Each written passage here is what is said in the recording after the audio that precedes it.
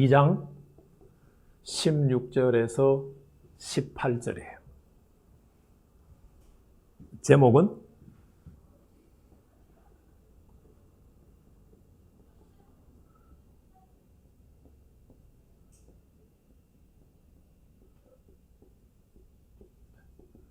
절망 속에 감춰진 소망이라고 제가 잡았습니다. 내용은 간단해요. 헤롯 왕이 동방 박사들에게 쏘은 줄을 알았어요. 그래서 군사를 풀어서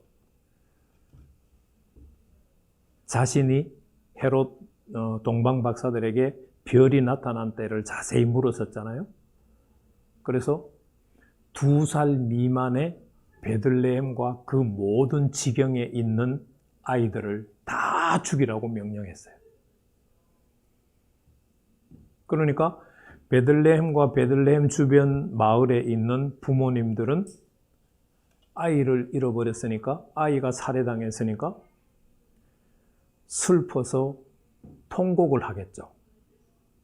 마태는 베들레헴과 그 주변 마을에 있는 부모님들의 통곡을 라헬의 통곡으로 연결을 시켰어요.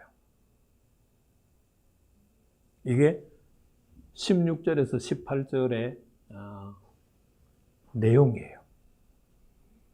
우리가 여기서 이제 연구해야 될 주제는 2가지예요. 첫째는 헤롯 대왕의 만행을 연구를 해야 돼요. 2번째는 베들레헴과 그 주변 부모들의 울음소리가 왜 라헬의 울음소리인가? 마태가 그것을 연결시킨 의도는 무엇인가를 공부해야 돼요.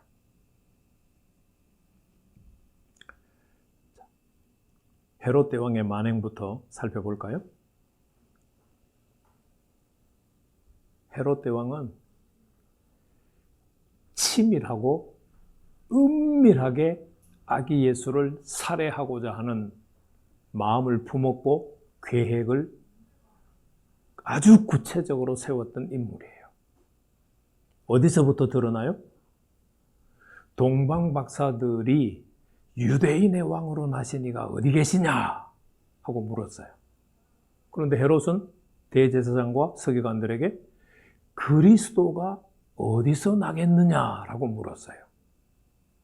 유대인의 왕을, 헤롯 왕이 유대인의 왕을 그리스도로 이해했다고 하는 것은 이미 마태가 헤롯이 생각하고 있는 무엇인가를 암시하고 있어요. 그래서 이 그리스도라고 하는 단어를 이해하는 것이 굉장히 중요해요. 우리는 그냥 메시아, 구세주 이렇게만 이해하고 있잖아요.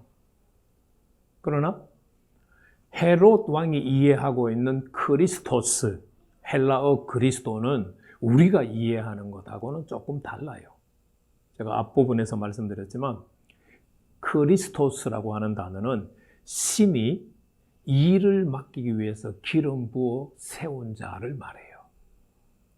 헤롯 왕은 이스라엘의 하나님으로부터 기름 부음 받아서 세움 받았네? 아니죠. 로마 황제로부터 세움 받았죠. 그런데 하나님이 기름 부어 세울 왕이 태어났다? 이거는 자신의 왕위와 직결되어 있는 거예요. 동방 박사들의 이야기를 헤롯 왕이 듣는 순간 헤롯 왕은 이미 마음에 그를 죽여야지 하는 생각을 품고 있는 거예요. 그 품고 있는 생각이 이제 질문 속에 하나하나 나타나는 거예요. 동방 박사들에게 별이 언제 나타났는지를 자세히 묻는 거예요. 왜 자세히 물어요? 태어난 때가 언제쯤인지를 알기 위해서. 장소는 베들레헴이라는 것이 금방 드러나잖아요. 미가 선지자가 예언했으니까. 그러면 베들레헴과 그 주변에 있는 사람들을 다 죽일 수는 없잖아요. 그러니까 별이 나타났던 때를 기준으로 삼아서 죽이는 거죠. 그래서 헤롯이 별이 나타난 때를 자세히 물었던 것은 살해할 대상이 언제쯤 태어났는지를 파악한 것과 같아요. 그리고 자신의 마음을 완전히 숨기고 동방박사들에게 얘기하잖아요. 아기를 찾거든 나한테도 알려줘. 나도 그 아기를 경배하고 싶어. 이거는 정말 간교한 말이죠. 그런데 우리는 헤롯을 사람으로만 봐요. 그런데 헤롯 넘어 있는, 헤롯 뒤에 있는, 헤롯을 지배하고 조종하는 세력도 볼 수 있어야 돼요. 그게 마귀죠. 우리는 늘 내 앞에 맞닥뜨리는 사람으로 보기 때문에 좌절하고 낙심하고 정죄하고 판단하고 감정적인 반응을 드러내요. 그런데 헤롯을 조종하고 있는 마귀의 역사를 본다면은 굳이 내 앞에서 행동하고 있는 사람을 안 봐도 돼요.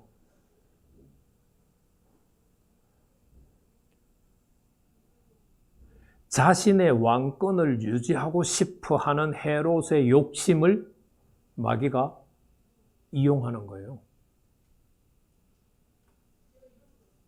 이 내가 가지고 있는 욕심이라고 하는 것은요, 마귀에게 이용당하는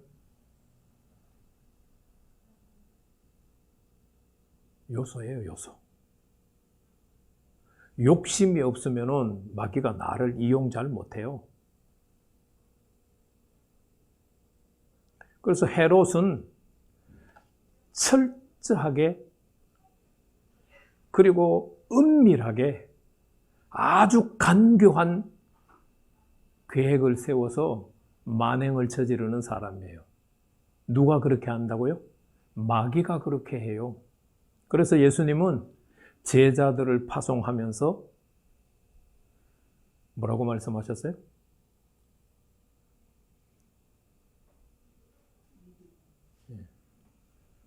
내가 너희를 이리떼에게 파송하는 것과 같다고 하시면서 뭐와 같이 지혜롭고 슬기로워라? 뱀같이. 그렇게 말씀하신 거예요. 마귀는 그렇게 움직여요. 막 자신의 정체를 밝히고 다 드러내놓고 모든 사람들이 분별할 수 있을 만큼 그렇게 움직이지 않아요. 내가 욕심이 있다고 하면 이미 감정이 그리로 넘어갔다는 뜻이거든요. 감정이 넘어가 있으면요, 아무리 기도해도 분별이 안 돼요. 마귀는 그것을 이용해서 나를 넘어뜨려요. 이게 헤롯 왕이 우리들에게 보여주고 있는 마귀가 하는 만행이에요. 자, 두 번째. 자녀를 잃은 베들레헴과 그 주변 마을의 사람들의 슬퍼하며 통곡하는 것이 왜 라헬이 슬퍼하며 통곡하는 것일까? 마태는 왜 이 둘을 연결시켰을까? 마태가 이 둘을 연결시킨 의도는 뭘까? 마태가 연결시킨 본문이 예레미야 31장 15절이에요. 예레미야 31장 15절. 자, 베들레헴 그 주변 사람들 포함해요. 그냥 베들레헴 부모님들이라고 할게요. 베들레헴 부모님들의 슬픔은 라헬의 슬픔이다. 예레미야 31장 15절을 인용했는데 성경 읽기 전에 예레미야와 라헬의 기간은 몇 년의 기간 차이가 있을까요? 라헬이 죽은 연도는 대략 BC 1900년 정도로 보면 돼요. 그러면 예레미야가 활동하는 연대는 언제예요?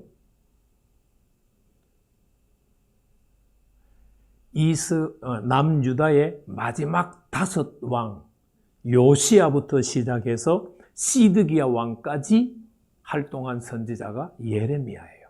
그러니까 대략 잡으면 1300년의 시차가 있어요. 예레미야는 라헬이 죽은 지 1300년 후에 라헬의 슬픔을 이야기하고 있어요. 그래서 라헬이 왜 슬퍼했는지가 예레미야 31장 15절에 기록이 되어 있어요. 여호와께서 이와 같이 말씀하시니라. 라마에서 슬퍼하며 통곡하는 소리가 들리니 라헬이 그 자식 때문에 애곡하는 것이라. 그가 자식이 없어져서 위로받기를 거절하도다. 라헬은 어디에 있어요? 무덤 속에 있죠.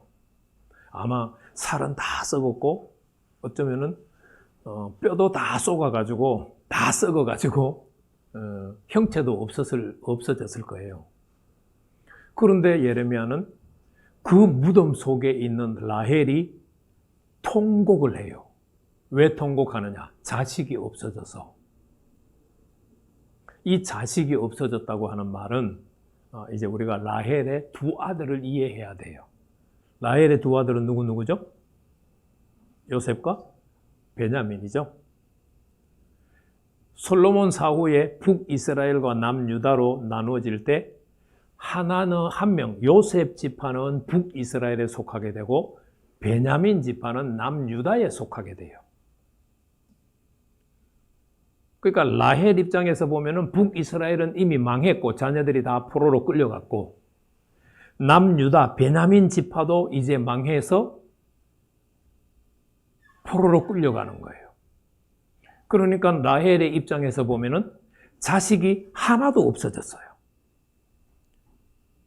큰아들 요셉 지파의 후손도 사라졌고 베냐민 지파의 후손도 사라졌어요. 그래서 라헬이 자식이 없어서 위로받기를 거절했어요. 통곡하면서. 자, 그러면 마태는 베들레헴의 부모님들이 자식을 잃고 슬퍼하는 것과 라헬이 슬퍼하는 것을 연결을 시켰어요. 문자로 기록되어져 있는 내용대로 보면은 자녀가 사라져서, 자녀가 살해당해서, 자녀가 포로로 끌려가서 슬퍼하는 것이 똑같다. 베들레헴 사람 부모들의 슬픔과 라헬의 슬픔이 똑같은 것이다. 그걸 이야기하기 위해서 연결시켰을까요?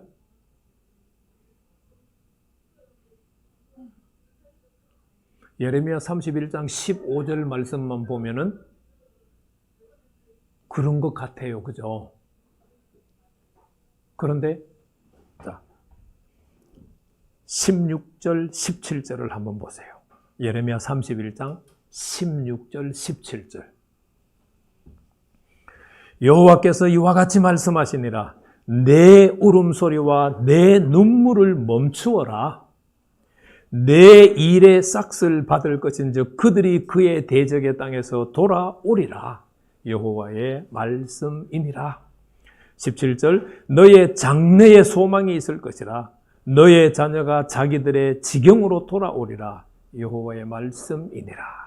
예레미야가 라헬에게 울음을 그쳐라고 위로하는 내용이 뭐예요? 포로로 잡혀갔던 라헬의 입장에서 봤을 때 없어졌던 자식들이 어떻게 된다고요? 다시 포로에서 돌아온다는 거예요.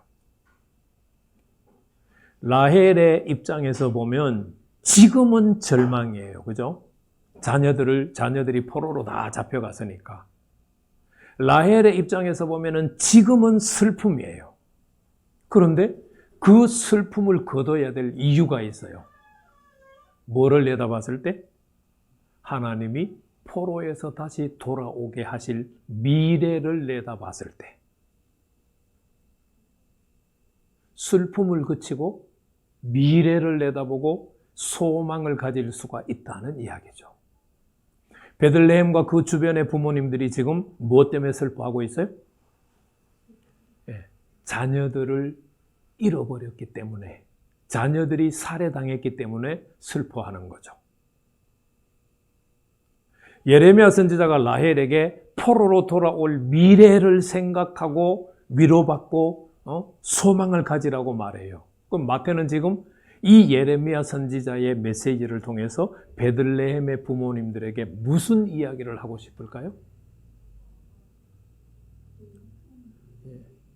지금은 아기 예수님 때문에 살해당해서 너희들이 슬퍼하지만 미래에 아기 예수님으로 인해서 주어질 구원을 생각하면서 기뻐하고 즐거워하고 소망을 회복하라는 거예요. 이 예레미야 31장 15절을 인용하고 있는 18절 끝에 이루려 함이라는 헬라어 성경에 없어요. 이거는 한글 번역사 하는 사람이 삽입을 시켜서 그냥 번역했어요. 이 말은 무슨 이야기냐 하면요, 베들레헴의 부모님들은 어떻게 보면은 반드시 예레미야 선지자가 예언하고 있는 말을 들어야 된다는 의미를 가지고 있어요. 이거는 단순히 이루기 위해서가 아니에요. 베들레헴 부모들 이꼬르 라헬이 돌아올 자녀들을 생각하며 소망을 가지라고 권면하는 것처럼 베들레헴 부모님들은 아기 예수로 인해서 주어질 구원을 생각하면서 소망을 가지라는 거예요. 굉장히 중요하죠.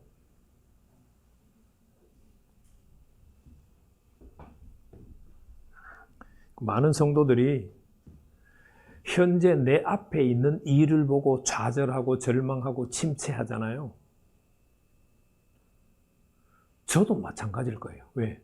앞에 있는 일만 바라본다면 좌절하고 절망하고 슬퍼할 수밖에 없어요. 그런데 하나님은 이 사건을 두고 우리에게 무슨 메시지를 하고 계시죠? 하나님이 도우실 때를 바라보라는 거예요.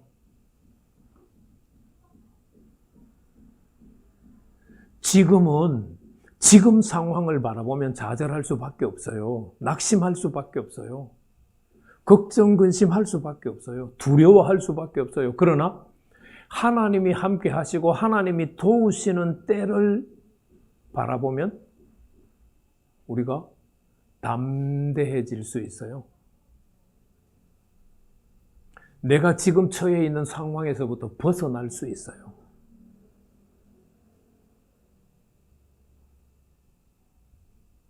마태가 굉장히 의도적이라는 것을 아시겠죠? 마태는요, 성경 끝까지 이 의도를 안 놔요.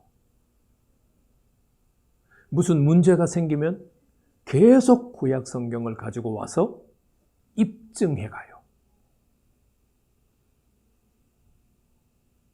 그만큼 하나님에 대해서 확신이 있고 하나님이 하신 말씀에 대해서 확신이 있다는 거예요.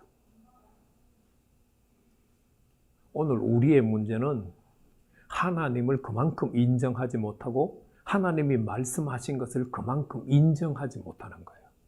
그러니까 말씀을 못 붙드는 거예요.